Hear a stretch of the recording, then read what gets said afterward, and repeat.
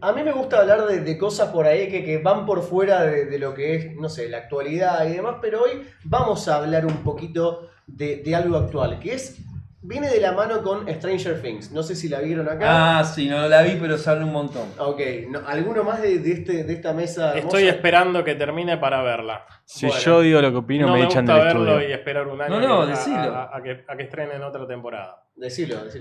Miré la 1, me gustó. Miré la 2, me pareció malísima, no vi nada. Bueno, ¿vos la viste, Dani? No, no la vi. Bueno, Stranger Things, si por ahí están un poco empapados de lo que es el tema o por ahí no, tiene mucho que ver con una tribu urbana que son los famosos nerds, los famosos geeks de los años 80, que son justamente este grupo de nenas que protagonizan la serie, que juegan a Calabozos y Dragones, un juego de estrategia de rol que estaba muy presente en esos años en los que todavía el internet no estaba de auge, pero sí estaban los juegos de roles. Y en base a eso dije, bueno, Stranger Things, auge completamente de lo que es esta parte final del 2025. ¿Qué podemos hablar? Y vamos a hablar de tribus urbanas.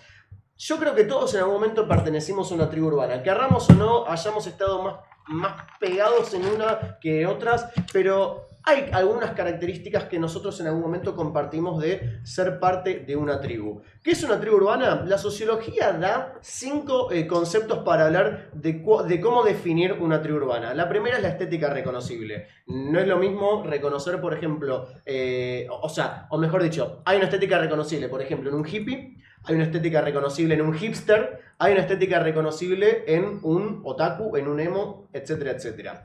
Eso como una estética de cómo se visten, cómo es su forma de andar, de expresarse. Otra es la música. ¿Qué música escuchan? Hablamos de nuevo, decimos los hippies, claramente música de los 60. Hablamos de emo, podemos decir de My Chemical Romance, por ejemplo. Hablamos de punk y vas a tener, o de metaleros, Iron Maiden, por ejemplo. Claro. Todos tienen una música como un eje emocional. Esto no significa que el metalero no escuche, por ejemplo, K-pop. Sería raro que escuche música coreana, pero puede escuchar tranquilamente. Igual viste que cuando se trata de música y cuando ya hay una tribu muy marcada, Sí.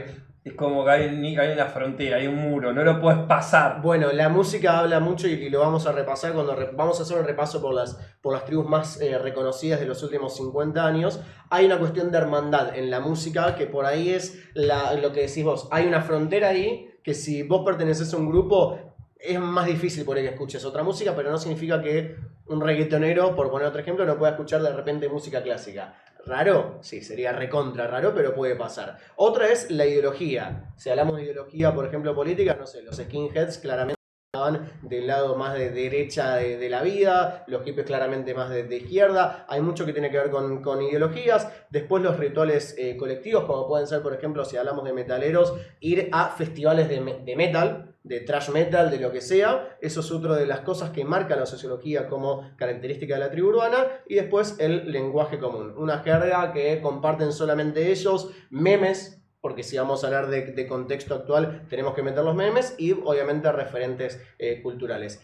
¿Alguno sabe cuál fue la primera tribu urbana que nace o cuál es la pionera de las tribus urbanas? No. Es en los años 50, se llaman beatniks y son personajes que si los queremos comparar estéticamente podemos pensar en los famosos Peaky Blinders, Sí. gente vestida... ¿De qué país? Son en Estados Unidos. Es a comienzos de los años 50, se los conoce como unos precursores de lo que era la contracultura porque iban por todo lo que era un lenguaje más romántico. Estaban vestidos como unos Peaky Blinders, eran el famoso saco, las botas por ahí un poquito más de un porte más como, no sé, ante la vida, si se quiere, como más de gentleman, como se le quiera decir, y escuchar mucha música jazz. Iban por el lado romántico de la vida, romántico literario de la vida. Eso se los considera como la primera tribu urbana que existió en todo el mundo. ¿La unión es la música jazz? No, O es una quizás, protesta, ¿no? Es quizás el pensar a la sociedad como de una forma de esto, más romántica, más intelectual. Leían mucha poesía, se juntaban en bares literarios, por ejemplo, y ahí es donde salía la música jazz. En ese momento también había un auge de música jazz, que con el correr del tiempo un poquitito se fue perdiendo en pos de otras culturas y otras subculturas que fueron apareciendo. Pero la primera fueron los beatniks. En los años 50, su origen está allá en los Estados Unidos. Después podemos pasar a los 60, que por ahí ya acá Se expandió un poco. se expande un poco más gracias a lo que es la entrada del cine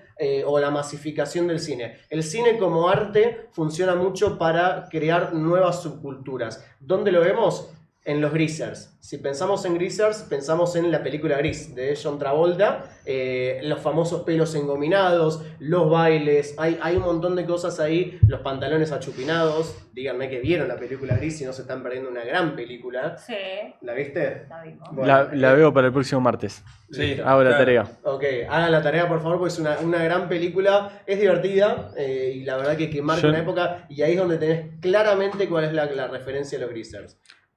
No, yo no sé si... iba a decir si te trajiste 1000 chivos y estás, No, y estás acá trayendo esto es un investigó. o solamente sos una persona que recomienda mucho. Chumeando acá y Eso- tiene un montón de eso datos. Sos un tipazo. Soy una persona que me gusta mucho lo que es producción de contenidos, entonces me encanta todo lo que es la investigación. Acá me alimenta la cabeza y me divierte muchísimo, entonces siempre trato de traer esos datitos. Bueno, después decíamos, los hippies es otra cultura claramente mucho más expandida. No hace falta ahondar mucho en eso. Tenemos los skinheads, que son los famosos, los que tenían el pelo, digamos, mohicano, todo pelado Claro. acá. Taxi Driver, por ejemplo, Mm. tenés ahí un skinhead. Bueno, ellos nacen en el Reino Unido, tenían una cultura un poco más de barrio industrial. Hay dos oleadas de skinheads en realidad en lo que es la cultura. Unos nacen a finales de los 60, que estaban más reconocidos con los barrios obreros, y para unos años más tarde, a mediados de los 70, hay algo que pasa ahí, hay un quiebre que se estira mucho más para el lado de la derecha, de la ultraderecha, los skinheads. Es raro cómo pasó todo, porque al principio había mucha conexión de los skinheads, por ejemplo, con la comunidad afro, la comunidad africana, porque están muy emparentadas con todo lo que eran los barrios obreros de Birmingham y de Londres, y después cambia radicalmente de un momento al otro por una cuestión de ideología de las nuevas generaciones. Esos son los años 60. En los años 70 pasamos a los punks, por ejemplo, que vienen muy de la mano de los skinheads. Están claramente influenciados por los Ramones, porque iban a un club en Estados Unidos que se llamaba CBGB, donde tocaba Patti Smith y tocaba los Ramones. Entonces toda esa gente punk se empezó a juntar ahí y se expandió por todo Estados Unidos, y a su vez en Londres, casi en la misma época, con 2 años de diferencia, esto fue en el 74 en Estados Unidos, en el 76 en Londres, empiezan a ir un productor musical que se llama Malcolm McLaren, que lleva a Reino Unido a Sex Pistols, una de las bandas más reconocidas del punk, y llena bares y bares y bares de Londres, en donde empiezan a crecer los punks. En contrapartida, en contrapunto, tenemos a la gente que escucha música disco.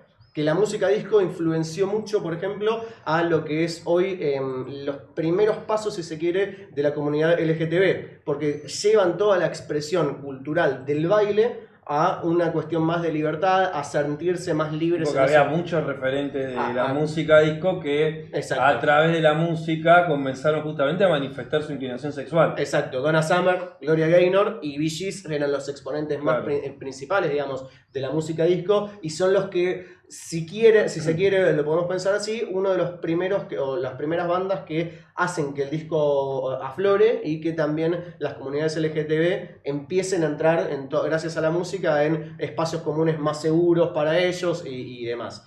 A su vez tenemos otra música. Acá decíamos en el cine que el cine fue algo muy importante en los 60. Acá la música fue muy importante en los 70 porque tenemos a los Rastafaris con el reggae, Claro. claramente influenciados por Bob Bob Marley, Marley. que en ese momento la recontra estaba pegando, y que bueno, que tiene en Jamaica claramente una expresión cultural afrocristiana muy pero muy importante. Y entramos en los 70, ya casi principios de los 80, en lo que decíamos al principio, en la moda de los nerds, de los geeks, que es donde va todo y donde transcurre toda la serie de Stranger Things, porque tenemos a los famosos nerds que empiezan a tener de referentes, por ejemplo, a todos los a los informáticos como puede ser Bill Gates, que estaba dando en el garage de su casa sus primeros pasos por la informática y dicen, bueno, che, yo quiero seguir a este referente. Empiezo a ver que empiezan a haber algunos lugares más de arcade, más de juegos, más de interesarnos en la informática y empiezan a jugar y a tener como comunidades muy cerradas de calabozos y dragones, que es el juego de rol principal en el mundo. Después hay otras versiones y demás, pero que consiste en un libro gigante, en un maestro que te va llevando en una aventura leyendo ese libro y el resto de los jugadores. Acá, por ejemplo, el maestro puedo ser yo, el maestro de calabozo puedo ser yo y hago que ustedes tengan un rol distinto. Dani puede ser la hechicera, vos podés ser un guerrero, Agus puede ser, no sé, un arquero, lo que se ocurra. ¿Yo puedo ser Rastafari? Podés ser Rastafari, Por un no día. sería común en los... Vos podrías ser, por ejemplo, la raza de los duendes, que son razas obreras, Mirá. por ejemplo, y que son los que equipan generalmente al resto en este tipo de juegos. ¿Y vienen con pelo también? Te estaría Ay, sí, faltando no, algo Rastafari. para vos hacer querés ser Rastafari. Rastafari por las rastas largas. Claro. Conseguimos una por ahí peluca. venía la Conseguimos cosa. una peluca. Se puede tranquilamente, pero bueno, hay razas, sí, digamos, razas distintas de luchadores y va llevando todo, las partidas duran 8 horas más o menos de lo que eran los juegos y realmente fue algo muy, muy importante durante esa época. Y después, bueno, los metaleros que claramente influenciados por bandas como Metallica, Judas Priest, Iron Maiden, hay un montón. ¿Sabes que nombrás a los punk? Acá en Argentina, por lo menos de lo que yo tengo noción, vos después corregime, llegaron a mediados de los 80, acá pisaron fuerte. Sí. Primero como una novedad y después era con mucho respeto 80 a principios de los 90. Sí. Y ahí empiezan a meterse los metaleros con Metallica, que Metallica, no me acuerdo el disco, pero año 92 94. se meten... Sí, Entre el 93 y el 94 Exacto. eran los Ahí lentos que entra. bailábamos exactamente. en los asaltos. Exactamente. Bailaban Metallica. Sí, claro, se ponía, sí, había dos sí. lentos que se... Estaba eso junto con los Guns N' Roses. Claro, los Guns dos- también dos- eran- Bueno, Guns era eran por dos ahí. lentos que vos tenías Sí. junto con Roxette para, Claro. para ese Sweet momento. Child of Mine. Claro, y no, Más lluvia adelante. noviembre. November Si Rain. querés te lo digo en inglés, pero me sacaron una muela hace poco y pasó vergüenza. No. Pero Culpa de la muela. sí, no, y tenías esas 2 o 3 bandas y después por ahí te ponían un poquito de Queen, Love of My Life. Mirá. Y Bueno. después Rapsodia Bohemia. Y en el medio de Rapsodia Bohemia, si no lo lograste antes, ya después de ahí en adelante era imposible porque Ya está, te tenías que volver a tu casa. Era- los últimos derrotado. 2 minutos de la parte media lenta. hora para ver si podía meter un cabezazo, no ¿Qué pasaba tema? nada. Igual, un día podemos hablar de cómo se levantaba antes con los lentos. Porque a mí- Eso está buenísimo. porque la verdad que... ¿Cómo se levantaba antes? Sí, cómo se levanta ¿Y ahora. cómo pues yo se no levanta sé. ahora? Yo no también? sé. Está difícil. Está difícil. Bueno, y entonces... Bueno, eso por ahí lo que podemos llegar a responder es... nosotros estamos hablando de los orígenes, claramente hasta que llegaba acá, que no hay la masividad que hay ahora con internet sobre todo, Claro. por ahí tardaba un poquito más. Por eso pensaba, cuando nombrabas los 70, yo me acordaba de los punk en los 80, un punk que si tardaba 10 años, Sí. más o menos. Sí, bueno, nosotros sí podemos hacer un quiebre definitivo, si se quiere, podemos dar un salto incluso a esta época. En el medio podemos nombrar que en los 90 empezaron a existir todo lo que es otaku, que son las comunidades que están más ligadas al anime, al manga, a ser cosplayers. Sí. Y también en ese momento surgen los emos. Es como Sí. un contrapunto genial porque tenés algo como súper colorido y algo completamente gris, negro, que habla mucho de las emociones, la gente que es emo. Y después hablamos de las tribus urbanas del siglo XXI, que sí empiezan a crecer mucho más, tiene más masividad con el internet. ¿Cuál es el claro ejemplo, más allá de la comunidad gamer, que claramente tiene mucho que ver con el internet?